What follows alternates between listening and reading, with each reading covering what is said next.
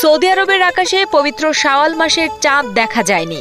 সেই হিসেবে ২০ মার্চ শুক্রবার ঈদ উল ফিতর উদযাপন করবেন সৌদি আরববাসী। সৌদির আকাশে চাঁদ অনুসন্ধানের পর সৌদি কর্তৃপক্ষ এমন ঘোষণা দিয়েছে বলে জানিয়েছে মধ্যপ্রাচ্য ভিত্তিক বেশ কয়েকটি সংবাদ মাধ্যম। পৃথক সেসব প্রতিবেদনে বলা হয়েছে, সৌদি আরবের চাঁদ দেখা কমিটি আজ শাওয়াল মাসের চাঁদ দেখতে পায়নি। দেশটির সুপ্রিম কোর্ট ২০ মার্চ শুক্রবার ঈদ উল ফিতর উদযাপনের ঘোষণা দিয়েছে। সৌদির পাশাপাশি সংযুক্ত আরব আমিরাত ও কাতারেও শুক্রবার ঈদ উল ফিতর উদযাপন করা হবে। এদিকে চাঁদ দেখা সাপেক্ষে বাংলাদেশের সাধারণত সৌদি আরবের একদিন পর ঈদ উদযাপিত হয়ে থাকে। সৌদির সাথে মিল রেখে বাংলাদেশের বহু জেলাতেও ঈদ পালন করে থাকেন ধর্মপ্রাণ মুসল্লিরা।